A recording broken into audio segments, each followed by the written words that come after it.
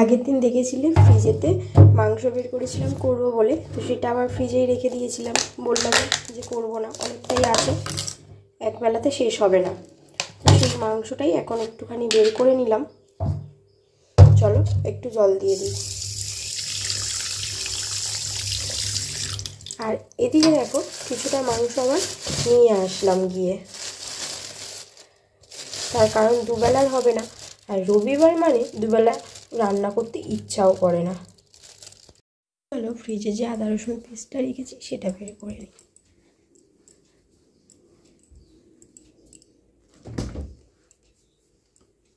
এই যে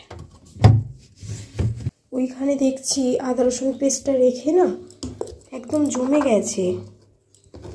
কোনোদিন আসলে ওখানে তো কিছু রাখিনি, কিন্তু দেখছি যে আদা রসুন পেস্টটা কিন্তু বেশ ভালো আছে। এই দেখো একদম ইট হয়ে গেছে। তো এবার থেকে ভাবছি এখানেই মাছ রাখবো। বাহ, বেশ ভালো একটা কিছু জানলাম তো, যে ওখানেও রাখা যায়, রাখলে নষ্ট হবে না। যখন অনেক পরিমাণে মাছ চিংড়ি কিনতে ইচ্ছা করে যে একেবারে রেখে দেবো, তখন ফ্রিজে ধরবে কিনা সেই ভয় লাগে। কিন্তু বাবা, এই তো দেখছি নিচের জায়গাটাও পেয়ে যাব, এবার থেকে তাহলে তাই করব। তো এই দেখো, এটা তাহলে ভাগ্যিস আগে বের করলাম, না হলে তো কড়াই দেওয়ার সময় গলতোই না। ফ্রিজে যে মাংসটা ছিল না, তার গায়ে থেকে বরফগুলো যেন গলতেই চাইছিল না। আসলে এত ঠান্ডা পড়েছে না, যেন মানে এমনি তো ঠান্ডাটা অতিরিক্ত, তার উপরে এতটা বরফ হয়ে গেছে। তো গরম জল দিয়েছিলাম একবার, তাতেও দেখলাম খুব একটা মাংসটা ছাড়লো না। আর আজকে না আমার খুব একটু তাড়া আছে, মা চলে যাবে, আর চাইছি মা দুটো ভাতই খেয়ে যাক। সেই জন্য আসলে মা তো থাকে আমার কাছে খুব কম সময়ের জন্য, আসে একদম সন্ধে করে আর চলে যায় পরের দিন সকালবেলা। তো সেই জন্য মাকে খুব একটা নিজের মনের মতো করে খাওয়াতে পারি না আর কি। আর আসেও হুটহাট করে, তো বলে আসে না, তাই যা থাকে তাই খাই।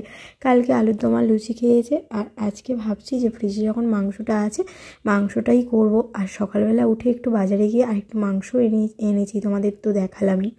তো চলো এখানে একটুখানি গরম জলের মধ্যে মাংসটা দিয়ে, জলটা গরম করার পরে বেশ কষ্টসিষ্ট করে মাংসটা মানে ছেড়েছে আর কি, নর্মাল হয়েছে।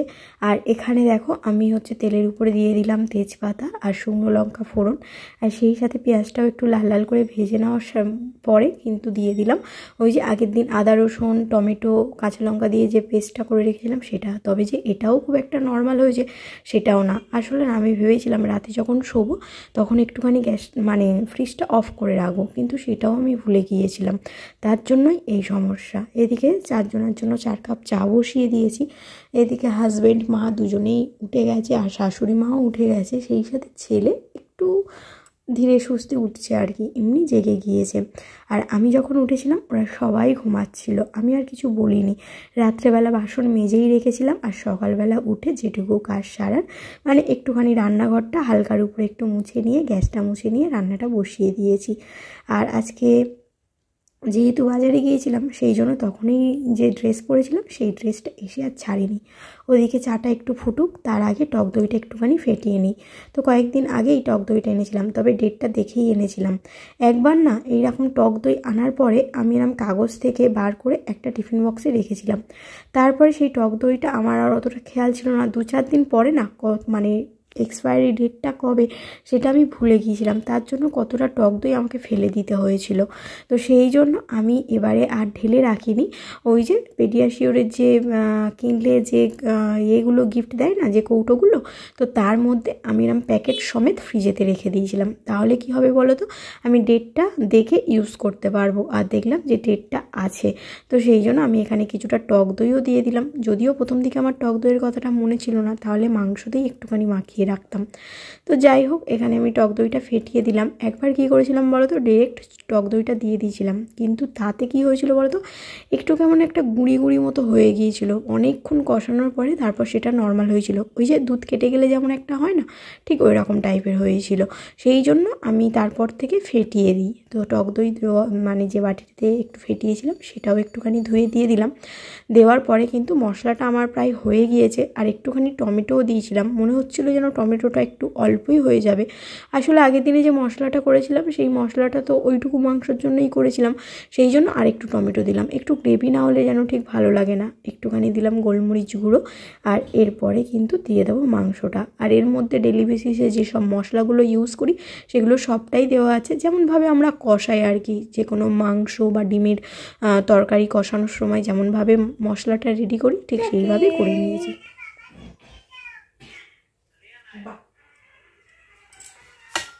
এই তো আমি এখানে সবাই কিন্তু আমরা চা নিয়ে চলে এসেছি, আর এখনও পর্যন্ত বিছানা টিছানা তুলিনি। মা তো সাথে থাকে খুব অল্প সময়ের জন্য, তার মধ্যে যদি আমি এইসব কাজ করি তখন কী করে হবে বলো? আরও আমার কাছে মনে হবে সময়টা অনেক অল্প হয়ে গেল মার সাথে গল্প করার জন্য। সেই জন্য আমি বিছানাটাকে এইভাবে অল্প একটুখানি তুলে দিয়ে যা হোক করে একটুখানি বসার জায়গা করেছি। মা যতক্ষণ ওঠেনি ততক্ষণ আমি যতটুকু কাজ করার ততটুকু করেছি। এখন মাংসটা একটু কষানো হচ্ছে, আর সেই সময় আমরা কিন্তু চা খাবো। আর এই দেখো এখানে শাশুড়ি মাও চলে এসেছে, আর ওদিকে রিক হচ্ছে ফোন দেখছে। তো চলো একটুখানি চাটা সবাই মিলে খেয়ে নিই। Hey everyone, good morning, welcome back to our channel. কেমন আছো তোমরা সবাই? আশা করছি তোমরা খুব খুব খুব ভালো আছো। আমিও খুব ভালো আছি। আমার নতুন একটা ভিডিওতে তোমাদেরকে জানাই অনেকটা স্বাগত আর অনেকটা ভালোবাসা। সবাই মিলে চা খেতে খেতে আজকে তোমাদেরকে গুড মর্নিং বললাম। আজকে আমার তো সকালটা খুবই ভালো, সাথে আছে আমার পরিবারের সবাই। তাহলে আজকে সকালটা কেন ভালো হবে না বলো তো? তো যাই হোক, চাটা খেয়ে ওদিকে মাংসটা কিন্তু মাঝে মধ্যেই নাড়াচাড়া করছি। এদিকে আমি কিছু জামা কাপড় একটুখানি ধুয়ে দিয়েছি। এখন কিন্তু যে খুব একটা মানে সকাল হয়নি তা কিন্তু না, প্রায় কিন্তু 8:30 মতো বাজতে যায়। কিন্তু দেখো এবারে আর রোদের দেখা মিলছে না, প্রায় কয়েকদিন ধরেই হচ্ছে রোদ তো একদম মানে হালকার উপরে রোদ উঠছে, কখনো বা বৃষ্টি হচ্ছে, কখনো মেঘ করে আসছে। শীতকালে না এরকম ওয়েদার যেন একদমই ভালো লাগে না। শীতকালে মনে হয় সকাল থেকে একদম ঝাঁঝা পোড়া রোদ থাকবে আর সন্ধ্যের পরে ফাটিয়ে ঠান্ডা দেবে, এটাতেই ভালো লাগে। কিন্তু এখন কি জানি সারাক্ষণ একটু বৃষ্টি, কোথায় মেঘলা, এইসবই হচ্ছে। তো যাই হোক, যদিও আমার শীতকালটা খুব একটা পছন্দের নয়, আর তার উপরে এরকম ওয়েদার বলে আমার মুখটা কিন্তু মাঝে মধ্যেই একটুখানি বেগার হয়ে আছে। এদিকে দেখো ছেলে আর মা যাবে ওদিকে দোকানে। তো মা যেহেতু বাড়ি চলে যাবে তার আগে ওকে একটুখানি এদিক ওদিক সাইকেলটা নিয়ে ঘুরতে নিয়ে যায়, তাহলে কিন্তু খুব একটা কান্নাকাটি করে না। না হলে আগে যখন মা আসতো না, ছেলে একটুও মাকে যেতেই দিত না। তবে এখনও যে কান্নাকাটি করে না তা না, আসলে মাকে ও খুবই ভালোবাসে। ওর মনে হয় সারাক্ষণ যদি আমার মা ওর কাছে থাকে তাহলে ওর চেয়ে খুশি আর যেন কেউ নয়। কিন্তু সেটা তো আর সম্ভব না বলো, মাকেও যেতে হবে, মা ছাড়া তো ওদিকেও কিছু হবে না। না না না, আচ্ছা সাথে যাবে ভালো। চলো, ছবি দেওয়া আছে, চলো। তার ঠিক নেই।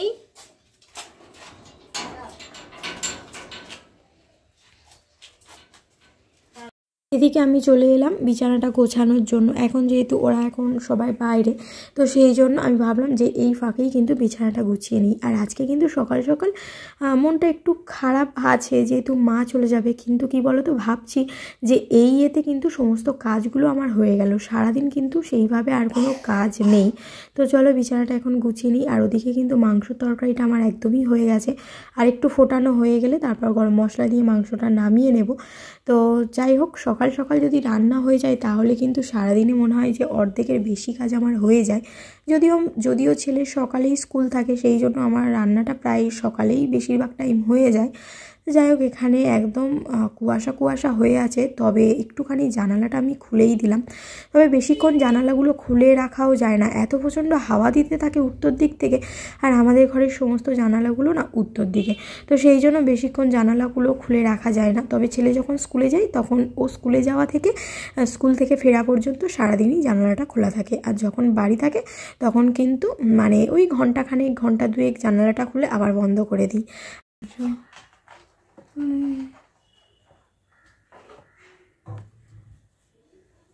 বাবা ভয়ঙ্কর, ভালো করে বলো গুড মর্নিং। সানডে, মুখটাই দেখা গেল না। Happy Sunday.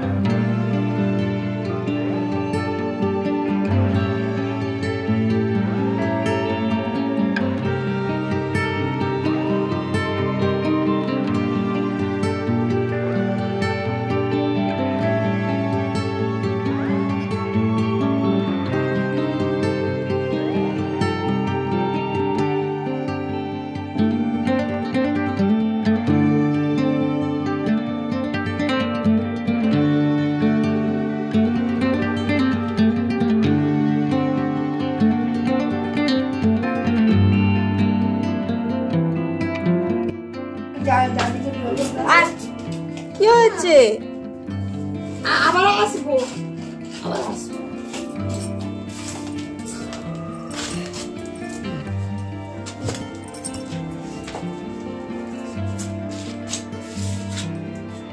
কাঁদে না বাবা, দাদি আবার আসবে, দাদি সব সময় আসবে। কাঁদে না বাবা, কাঁদে না।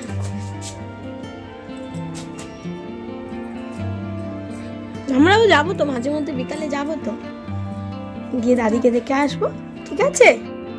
কেঁদো না বাবা, তুমি আজকে পার্কে যাবে? আমরা তিনজনে একটা ফটো তুলি। এদিকে দেখো, ফোনের দিকে। সাবধানে যাও মা, ভালো থেকো। হ্যাঁ মা, ঠিক আছে। আসিস না? পার্কে যাবে বাবার সাথে, কোথায় না বললে বিকালে, ঠিক আছে? আর কাছে বাজনা করবে না বেশি, হ্যাঁ? চলো টাটা করে দাও। হ্যাঁ ও মা, সাবধানে যেও।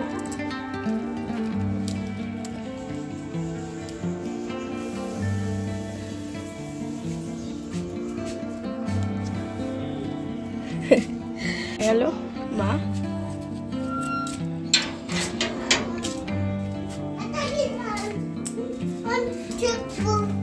চলো।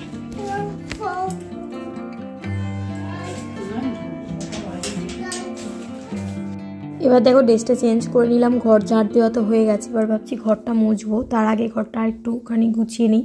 তো দেখো এই বিছানাটা ঠিক করলাম, আবার ফিরে এই বিছানার উপর চারটি খেলনা নিয়ে তুলেছে। ছোট বাচ্চা থাকলে বিছানা এইরকম যে কতবার হয়, কতবার যে গুলিয়ে যায় তার কোনো ঠিক নেই। লাস্টে তো মনে হয় যে থাক, ওই রকমই থাক, আর কিছু ঠিক করার দরকার নেই। তো যাই হোক, ও তো যখন বাড়িতে থাকে এরকমই করে, চারিদিকে খেলনা, আর ওর এত প্রচুর খেলনা। একদিন তোমাদেরকে না ওর সব খেলনার ভিডিও, মানে খেলনাগুলো নিয়ে ভিডিও করব, তো তখন তোমরা দেখতে পাবে যে কত খেলনা আছে। আর এখন দেখো, এখন ওই যে আনলার মধ্যে জমে যাওয়া যেসব জ্যাকেট, সোয়েটার, তারপরে যেসব শার্টগুলো আছে সেগুলোকে একটু ওখান থেকে সরিয়ে রাখছি। তো যেগুলো এই আলমারিতে রাখা সেইগুলো রাখছি, আর যেগুলো আনলাতে রাখার ওটা আমার শাশুড়ি মার ঘরে যে আনলাটা আছে ওখানেই রাখি।